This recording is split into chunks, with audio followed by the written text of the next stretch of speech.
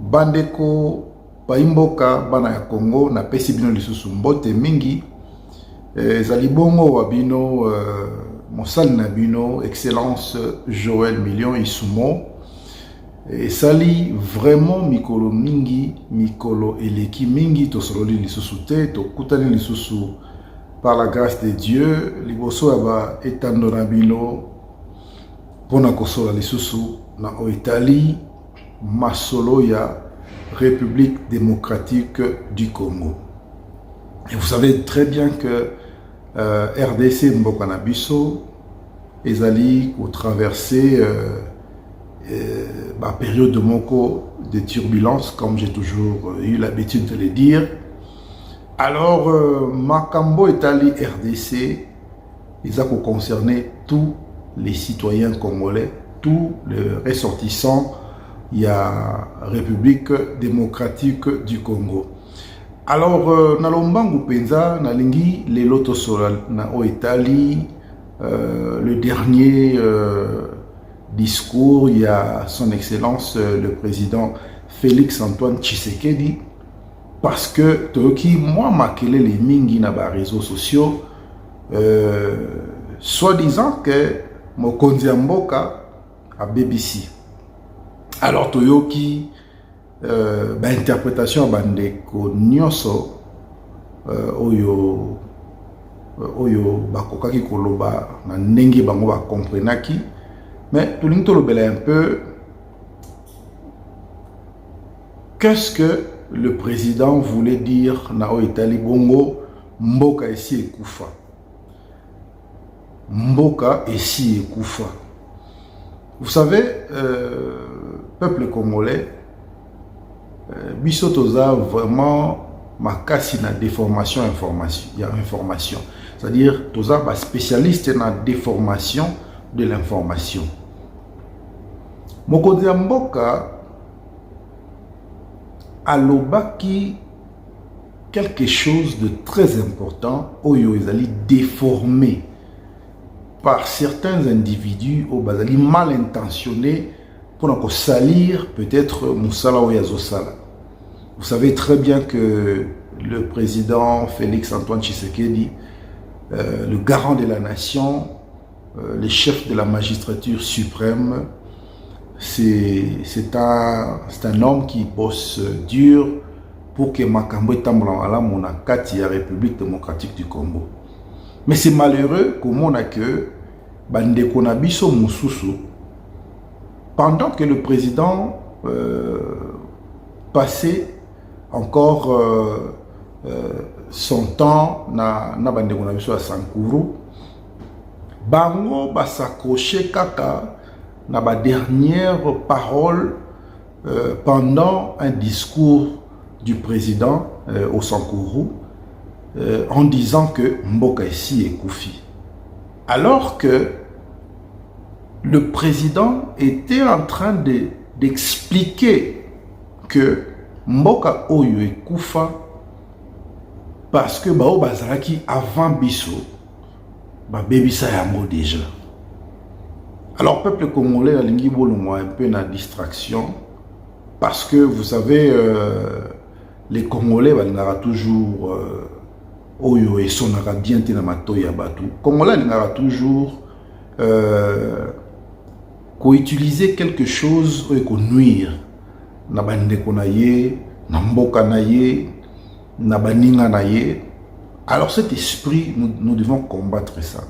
Il faut vraiment tout combattre l'esprit wana yako promouvoir oizali bongo ba information ya mabe. Peuple congolais bo fongola misu. Le président de la République, le garant de la nation, ne peut pas dire que Mboko esi ekufa. Il ne peut pas dire que Mboko yo ils sont à venir. Il ne voulait pas aussi dire que il n'y a plus d'espoir pour le Congo. Mais tout ce qu'il voulait dire, c'était que bao baya avant biso batika mboka na eta moko mabe. Vous êtes tous témoins. Le pays a connu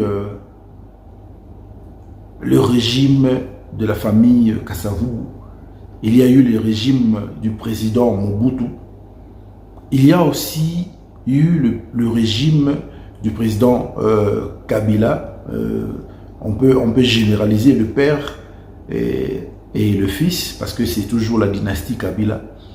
Et nous sommes maintenant à l'époque de Félix Antoine Tshisekedi. Boïb Sangana, nous avons 2 ans. Qu'est-ce que vous voulez que ce monsieur a ça pour le Congo? Parce que, qu'est-ce que vous voulez qu'il puisse faire en 2 ans, s'il vous plaît? Alors, pour comprendre qu'en 2 ans, il n'y a rien qui peut changer directement, brusquement. Peuple congolais, na sengi na bino pour renouveler les sous confiance na bino na mokonzi ya mboka Félix Antoine Tshisekedi. Aza mwana ya mboka, to pesa ye soutien na biso, to simba ye na maboko. Félix Tshisekedi, c'est notre sang. Félix Tshisekedi, c'est notre frère. To pesa ye le bénéfice des doutes. 2023, tozo le kanama ponami. Nasengi na Congolais nyonso à reconsidérer nani o ya kokona. Mais le choix par excellence jusque-là pour Nangaï na Mboka RDC, c'est Félix Antoine Tshisekedi. Topé sa chance. Tout ce qu'elle a été temps à la qui s'habille sur bonne volonté naïe. Tout ce qu'elle a été temps à changer ce qui était inchangeable dans Mboka Nabiso. Vous savez, c'était difficile, tout le monde avait arrestation dans le pays Nabiso. C'était difficile, tout le monde a que la loi Ezako Kangana Bato Bakwako Kangamate avant. Mais aujourd'hui, quand même, l'état de droit a été instauré. Bien qu'il y a encore des lacunes, mais l'état de droit est instauré. Alors, on a senga vraiment na ba imboka nyoso bazolanda vidéo oyo na bana ya Congo nyoso biso to na tribalisme té parce que ngai moko naza moluba té naza moto Équateur, mais ceux qui naza ko soutenir Félix Antoine Tshisekedi, c'est parce que na RDC depuis l'époque du président Mobutu biso nyoso toza bomoko, biso nyoso toza lisanga, eza ozali Muluba, Muswahili, Mukongo, Mungala, Mutetela, biso tozali bana ya papa moko, mama moko. Na RDC, tolingi tribalisme te, na kati ya mboka, toza ko promouvoir tribalisme te. Ozala moto ya Lubumbashi, ozala moto ya Kinshasa, ozala moto ya Kisangani, ozala moto ya Kivu, Mbandaka, Matadi, na Kikwiti, na Loja. En tout cas, toza biso nyonso bana ya papa moko, mama moko.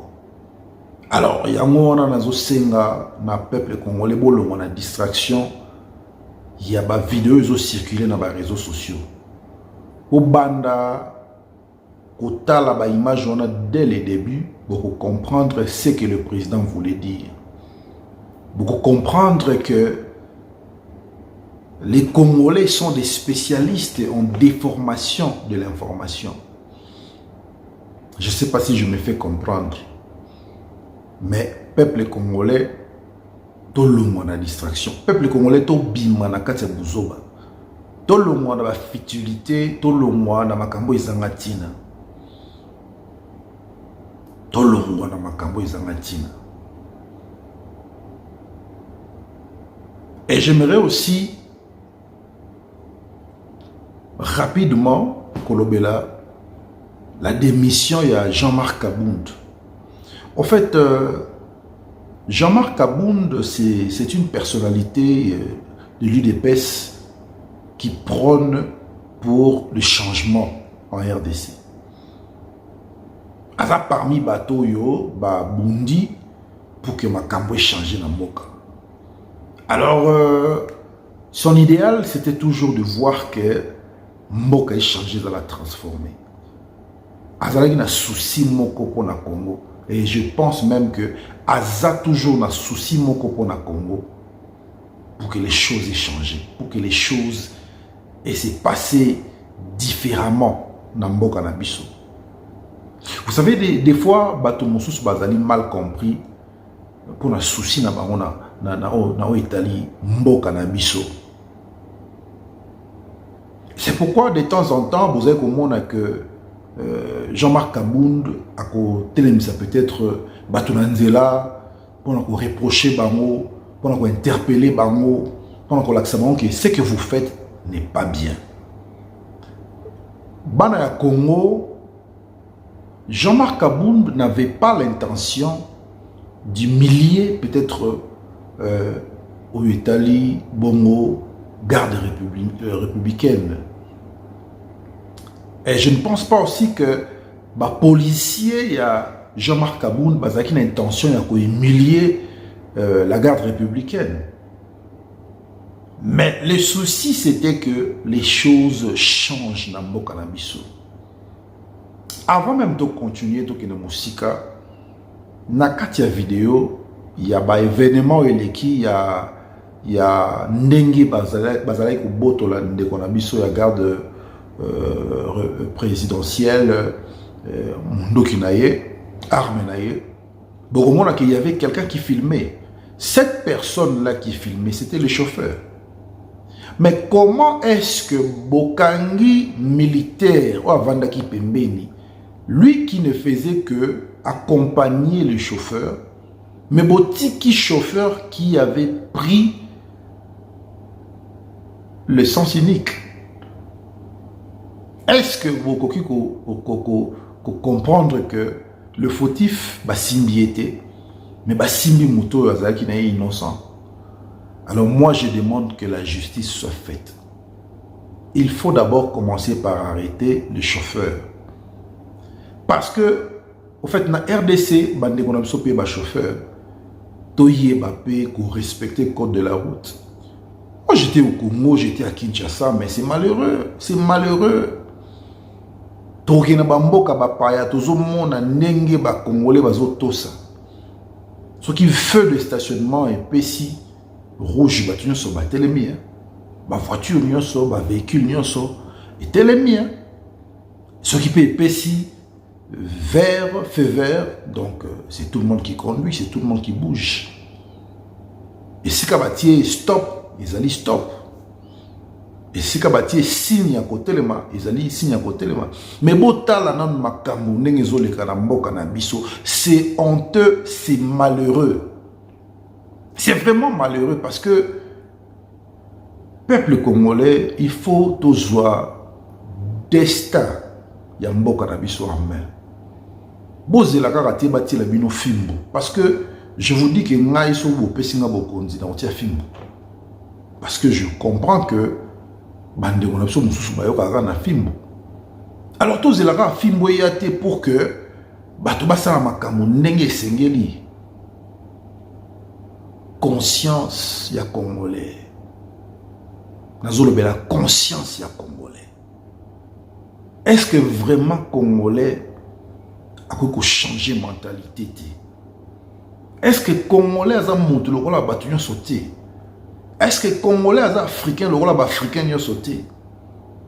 Est-ce que congolais a zali moto ya yoka catholique?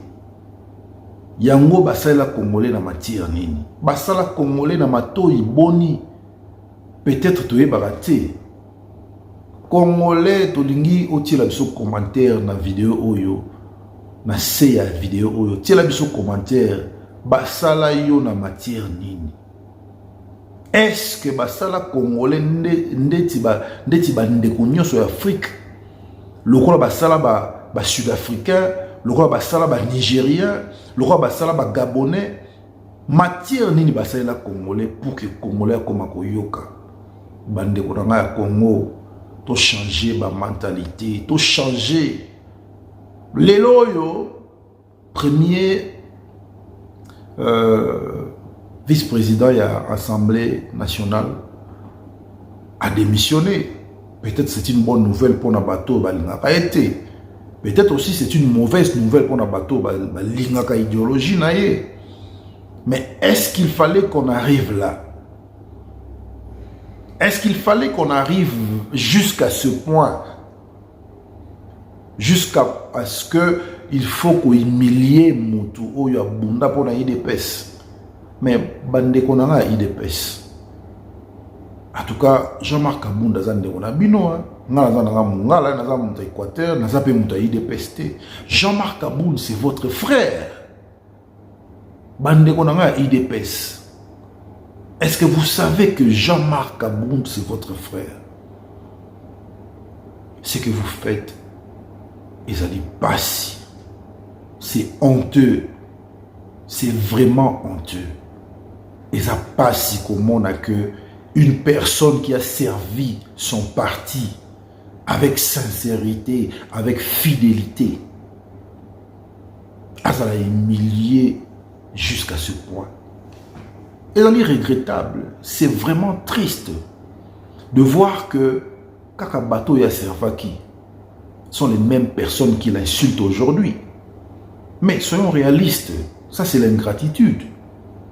Quel que soit le comportement de Jean-Marc Kabounda, nazo répété, naza nanga muto IDPS, naza pe moulubati, ngai komo na ngai isumo, papa nanga komo na isumo, toza bato Équateur. Et si je parle aujourd'hui, c'est parce que na monique biso ba congolais to l'humanité. Le souci de Jean-Marc Kabounda, c'était que Congolais en a conscience. Que ce soit ba ministre, que ce soit ba député, que ce soit ba sénateur, tous en a conscience que le code de la route doit être respecté. C'est pourquoi on a la senga vraiment la général Kassongo. Mon général, en tout cas, le Sako, d'ailleurs, mon général Sylvano Kassongo. Vraiment, mon konzi, il y a Mboka, tel habitude dans les Cameroun. Le code de la route n'est pas respecté. Le peuple se comporte n'importe comment. Makamba Otobola pneu, il y a un véhicule. Et pendant à l'époque, il y a général Kanyama. C'est parce qu'il a vu que bateau va raté. Et ça peuple moko oiza que ayoka toujours na punition. Ayoka na punition. Le Congolais ayoka na punition. Parce que ceux qui Congolais avec oyoka na yekaka na obéissance. Il y a ba normes, il y a ba critères, il y a ba principes. Les choses allaient être simples. Simple, je vous dis. Congolais, tout sera loité. Congolais, asa indiscipliné. Alors, tu dis que Makambo est changé dans Boka Nabisu. En tout cas, mon général, Sylvano Kassongo, na sengi na yo, hôtel absolument li Kambo yo, il y a code de la route. Lilo, chaque Congolais qui sort de sa maison a pressé à beaucoup kinde. Mais lorsque une personne a indiqué qu'elle n'a pas droite, pour aller droite on est là, il y a tout ou bien encore il y a des embouteillages où ils ont causé seulement à cause il y a une incompréhension. Il n'y a pas le respect de la loi. Il n'y a pas le respect des officiers. Et puis, l'embouteillage, non seulement ils ont causé une incompréhension, un manque de respect à cause de la route, l'embouteillage ils ont causé par les gens de l'ordre, comme PCR. Bande konangai, Kongo Gobonga, mon colonini, bat barom ko kufa, bat barom ko sila. Congo ekobonga mokolo nini? Liwa okuta yo na kati ya kosenga mbongo na nzela. Liwa okuta yo na kati ya désordre, incompréhension, olingo tikela moninga nzela lekati. Olingo yoka moninga te, moninga sengi yo nzela imbécile nyama zoba na kobetsa ofimbu. Non mais na ba autorité bazo contribuer na désordre na mboka. Au moins la autorité a pressé tellement que a une essence unique. Alors ce sont des choses que Jean-Marc Abounda a combattre. Et Jean-Marc Abounda a constaté que la police ne fait pas son travail, la police routière ne fait pas son travail. Alors il était obligé maintenant à mettre un fardeau parce que selon lui plusieurs fois après ça par rapport à l'autorité et à la police routière, mais il n'y a pas eu de changement. Mais qu'est-ce que vous voulez que les gens fassent? Mboka on est pour bon colonie. Tout ça a besoin de changement. Vraiment, bana mboka bana Congo, tous soit conscience. Il y a makambo isolé kana mboka na biso. Tous soit conscience pour un Congo nouveau, pour un changement dans notre pays. Mboka na biso to souffrir mingi. Ça fait mal de voir que le Congo est le pays le plus misérable, le plus malheureux. Ça fait très mal. Alors, on a dit ça en disant que tous ont conscience, peuple congolais. Tous ont prise de conscience dans le Talibongo, bonne marche à Mboka na biso. Vous allez agents à l'État, vous allez autorité dans Mboka, vous allez peuple moyen, vous allez militaire, vous allez policier, vous allez civil. Tous ont conscience. Vous avez fonctionnaires, vous avez conscience. Il y a Mboka na yo. Mboka na biso fait changer. Et les changements, ils ont bandé pas na yo. Et pas na yo, ndekonanga congolais. To lingana. Et puis to linga mboka na biso. To lingana et puis to linga mboka na biso. C'est très important. Tous en a unité nationale, wana cohésion nationale. Et je pense que à partir de là, Mboka na biso okende liboso. Nazana minga kolobate lelo, na motema na ngai tondisa mina mawa. Parce que rien ne change na Mboka na ngai. Les choses ne marchent pas. Makambo ezo simbate, makambo ezo tambola ndenge esengeliti. Nzamba okela biso mawa. Nzamba pesa Mboka na biso chance mosusu. Parce que tout ça vraiment a besoin de changement dans Mboka na biso. Na pesi bino mbote mingi, boza ebele, boza na Nangai, boza na France, boza na États-Unis d'Amérique. Na pesi bino mbote mingi, boza na Allemagne, boza na Belgique, boza na République démocratique du Congo. Na pesi bino bambote ebele, boza na Angola. Bandeko na nga Angola na pesi bino bambote belé Mondia Botarde boza na Brésil boza na ngai boza na Canada na pesi bino bambote belé boza na Afrique du Sud na Johannesburg na Cape Town na Durban na pesi bino bambote belé pour continuer à soutenir biso tokutani susu à un prochain numéro. Merci.